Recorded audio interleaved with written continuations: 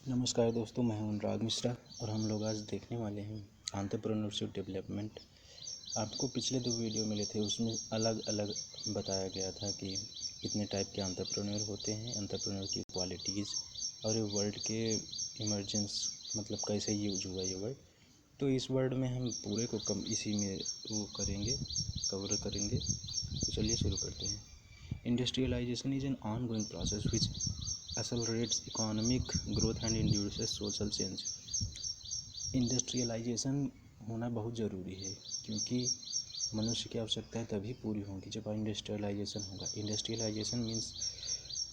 Industrialisation से आपका economic growth भी होता है और सोशल चेंज भी आती है। सोशल चेंज का मतलब जब आपका इंडस्ट्रियलाइजेशन होगा तो लोगों के स्टैंडर्ड ऑफ लिविंग में चेंज आएगा, तो वही सोशल चेंज आपका हो गया। सबसे पहले ये वर्ड आपका क्रूसेडर्स के टाइम में यूज हुआ था, क्रूसेडर्स के लिए। उसके बाद में 16वीं शताब्दी में ये लीडर्स के लिए यूज किया जाने लगा। मतलब एक मोटिवेशनल टाइप का वर्ड था, मतलब जो लीडर हो उसके लिए यूज किया गया। फिर क्रूसेडर्स के टाइम में पहले यूज किया गया। फिर उसके बाद में आपका ये आते हैं 1961 में इस कम्प्यूटर ने एंटरप्रेन्योर को एक डायनेमिक एजेंट ऑफ चेंज का नाम देते हुए ये कहा कि एंटरप्रेन्योर एक कैटलिस्ट होता है जो ट्रांसफॉर्म करता है फिजिकल, नेचुरल, ह्यूमन रिसोर्सेज को इनटू करस्पॉन्डिंग प्रोडक्शन पॉसिबिलिटीज़। मतलब ये इसको एक कैटलिस्ट के रूप में मान लीजिए। कोई चीज़ें आपके पास हैं तो उसको जब डेवलप कर दिया गया किसी दूसरे चीज़ में एक अपॉर्चुनिटी के देख करके, तो उसे कैटलिस्ट के रूप में यहाँ पर यूज किया जा रहा है। ओके, चलिए मीनिंग ऑफ एंटरप्रेन्योर क्या होता है। एन एंटरप्रेन्योर समझते हैं। An entrepreneur is an person who stabilise and manage his own enterprises और businesses. The process of stabilising and management is called entrepreneurship. मतलब not only the in the stabilizement and not only the management is the entrepreneur, but stabilizement as well as owning, managing the enterprise is called as the entrepreneurship। Creative and innovative response, जैसे नई नई चीज़ें entrepreneurs करते हैं। आपका scientific evolution से marketable products तक पहुंचाने का काम एंटरप्रेन्योर्स का होता है। एंटरप्रेन्योर और इंटरप्राइज के बीच की जो ब्रिज होता है उसको फिलअप करने के लिए आपको एंटरप्रेन्योरशिप आना चाहिए, वही आपका एंटरप्रेन्योर करता है। एंटरप्रेन्योर को इंटरप्राइज तक पहुंचने के लिए जिस चीज़ की ज़रूरत होती है वो आपका एंटरप्रेन्योरशिप हो गया। एंटरप्रेन्योर आपका पर्सन हो गया और प्रोसेस ऑफ एक्शन आपका एंटरप्रेन्योरशिप हो गया और ऑब्जेक्ट आपका क्या है, enterprise. Doing new things or the things being already done in new ways it. मतलब कोई नई चीज़ें करना एंटरप्रेन्योर का काम होता है, या फिर जो चीज़ें हैं उसी को ट्रांसफॉर्म करके एक नए तरीके से करना और ज़्यादा इफ़ेक्टिव बनाना, वो आपका एंटरप्रेन्योर्स का काम हो गया। जैसा कि हम जानते हैं कि जनसंख्या बढ़ रही है तो एंटरप्रेन्योर्स को की ज़रूरत ज़्यादा होगी, इसीलिए फ्यूचर बिलोंग्स टू एंटरप्रेन्योरशिप। ये काफ़ी पॉइंट मैं सब नहीं बोल रहा हूँ, बाकी आप स्क्रीनशॉट लेकर के इसको नोट कर सकते हैं, इसको आप लिख सकते हैं एग्जाम में। कॉन्सेप्ट ऑफ एंटरप्रेन्योर्स क्या होता है। The person who have ability to see and evaluate business opportunity to gather necessary resources to take advantage of them. आपको पीछे भी बताया गया कि क्रिएटिव इनोवेटिव रिस्पॉन्स होता है एंटरप्रेन्योर्स पर।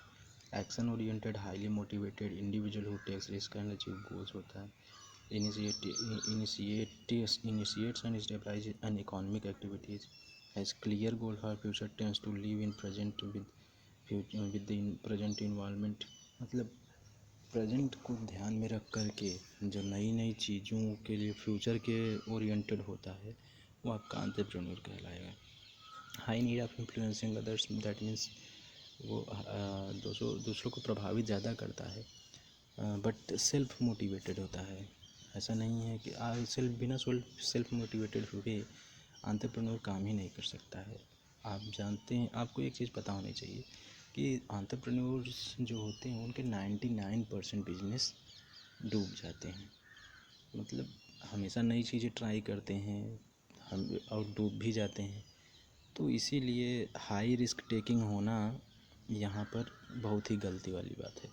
उसको मॉडरेट रिस्क टेकिंग होना चाहिए और प्रेजेंट को देख कर के फ्यूचर पर आई होनी चाहिए। तभी आपका सक्सेसफुल होगा एंटरप्रेन्योरशिप। ठीक। Successful entrepreneurs continuously modified his goal, मतलब मार्केट की जो डिमांड है उस हिसाब से अपने गोल को चेंज करते रहना चाहिए, ये एंटरप्रेन्योर को आना चाहिए। और हाई गोल तो होना ही चाहिए उसके पास, सेल्फ सेंटर्ड होता है जैसा कि मैंने आपको बताया। और एंटरप्रेन्योर्स के आप अगर देखेंगे उनके चिल्ड्रंस टाइम के उसमें, तो आपको यही समझ में आएगा कि उनके परिवार में एम्पल फ्रीडम मिली है, जिससे उनके विचार खुले हैं। तो वो ये सब काफ़ी चीज़ें मैटर करती हैं एंटरप्रेन्योर से। अब आइए आते हैं टॉपिक पर। एंटरप्रेन्योरशिप डेवलपमेंट की आपको ज़रूरत ही क्यों है?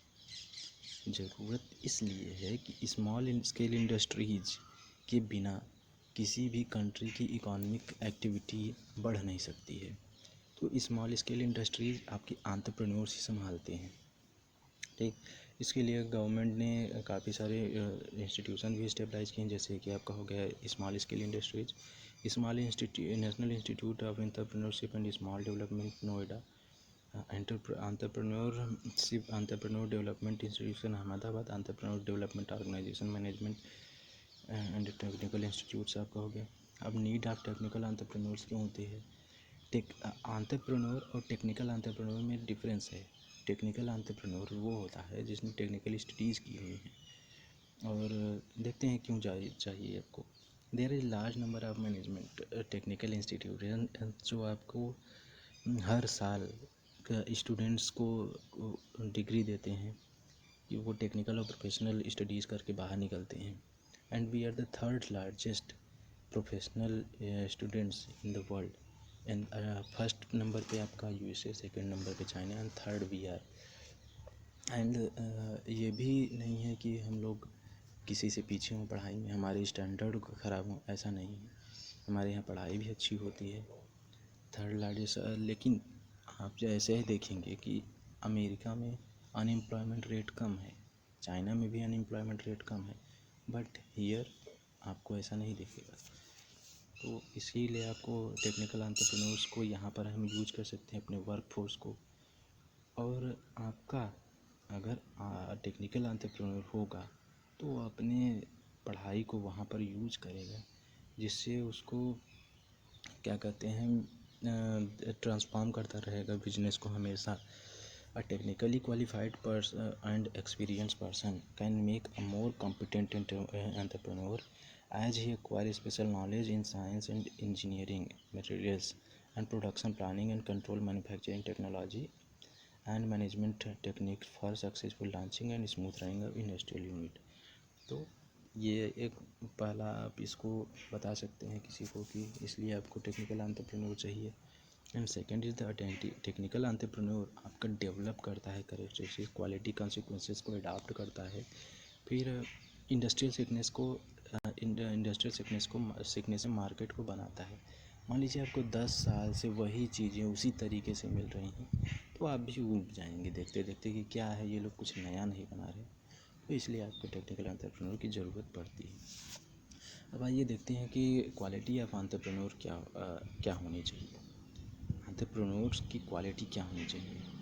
वो नीडेड टू अचीव होना चाहिए, उसे गोल को प्राप्त करने के लिए जो ललक होनी चाहिए वो सेल्फ मोटिवेटेड, जुनूनी होना चाहिए, पैशनेट होना चाहिए। ठीक।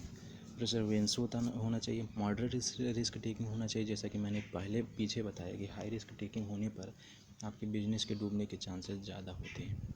And ability to find and explore opportunities, जैसा कि मैंने बताया था कि एक आई होनी चाहिए मार्केट पर, उसकी नज़र होनी चाहिए मार्केट पर, क्या डिमांड है और किस प्रकार की अवेलेबिलिटी उसके आसपास है, उसको कैसे मार्केट में प्रोडक्ट करता है, कैसे मैन पावर को वो यूज़ कर सकता है मैन फोर्स को।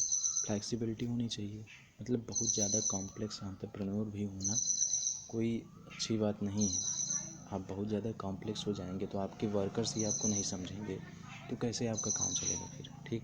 इंटरपर्सनल स्किल होनी चाहिए, वो लोगों से बात करना उसको आना चाहिए, मोटिवेटर होना चाहिए, स्ट्रेस टेकिंग, जैसे कि बहुत आप देखेंगे कि हर कोई एंटरप्रेन्योर ही बनने की कोशिश कर रहा है, तो इन सब से स्ट्रेस बढ़ता है। तो एंटरप्रेन्योर को आना चाहिए रिस्क कैसे टेक करते हैं। टाइप ऑफ एंटरप्रेन्योर अब हम देखते हैं। टाइप ऑफ एंटरप्रेन्योर में आपका पहला हो गया इनोवेटिव एंटरप्रेन्योर। इनोवेटिव एंटरप्रेन्योर आपका हो गया जो नई चीज़ों को ईजाद करता है, नया आविष्कार करता है, नए मेथड अडॉप्ट करता है मार्केट में कि कैसे चीज़ें करनी चाहिए हमें।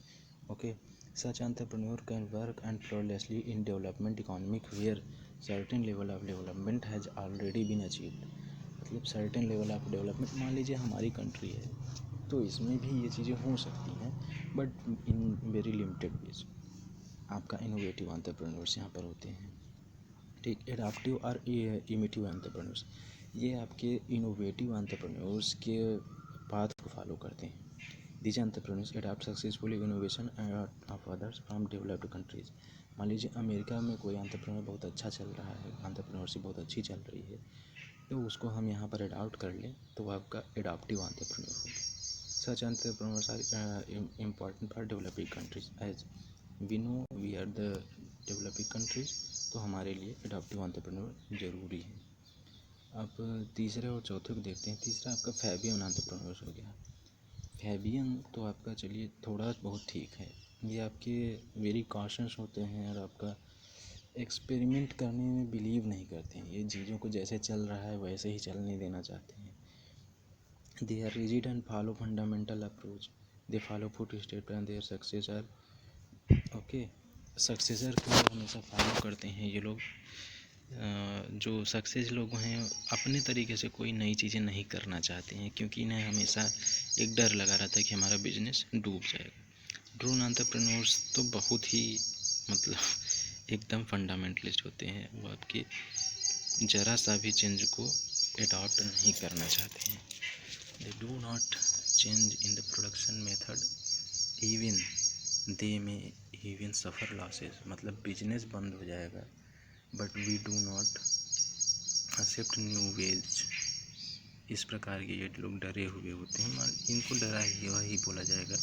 They stick conventional ideas and products. Okay, other type of entrepreneurs आपके आ गए इंडिविजुअल एंड इंडस्ट्रियल एंटरप्राइजेस, मतलब ओन ए स्मॉल बिजनेस। मान लीजिए कोई एक अकेला व्यक्ति सच एंटरप्रेन्योर कोई एंटरप्रेन्योरशिप करता है, कोई इंडस्ट्रीज को स्टेबलाइज किया, तो आपका इंडिविजुअल हो गया, कॉम्प्लेक्स नहीं होता है ये।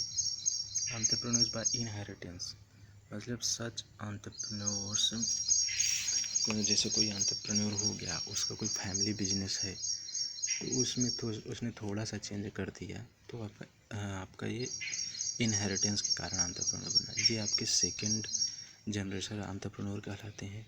फर्स्ट स्टेज एंटरप्रेन्योर आपके इंडिविजुअल या फिर जैसा कि पीछे बताया था नई चीज़ें अपने बिना बिजनेस बैकग्राउंड के अडॉप्ट करता है तो आपका फर्स्ट स्टेज एंटरप्रेन्योर होगा। टेक्निकल एंटरप्रेन्योर जो टेक्निकली और प्रोफेशनली क्वालिफाइड होता है वो आपका टेक्निकल एंटरप्रेन्योर हो गया। They are technically and professionally qualified person who may enter business to completely exploit their innovation और discoveries. They develop new goods and services out of their specialisation and work. As we know, हमने काफ़ी discuss किया हुआ है technical entrepreneur के बारे में, तो हम जानते हैं इसके बारे में। फर्स्ट एंटरप्रेन्योर आपके कौन होते हैं? These are persons who become entrepreneurs due to circumstances. There are many examples of this entrepreneur. Forced entrepreneur क्या हो गया कि आप चीज़ें करना नहीं चाहते हैं फिर भी आपको करना ही पड़ेगा। मान लीजिए साहूकार पहले होते थे जो लोगों को उधार पैसे देते थे, मान लीजिए लोन देते थे, तो अभी तो उनका बिजनेस चल नहीं रहा है तो इसलिए उनको कुछ न कुछ अपना जुगाड़ करना पड़ेगा। उन्होंने अपने पैसे को कहीं लगाया और कोई एंटरप्रेन्योरशिप कर दी तो वो आपके फर्स्ट एंटरप्रेन्योर हो गया, ठीक है।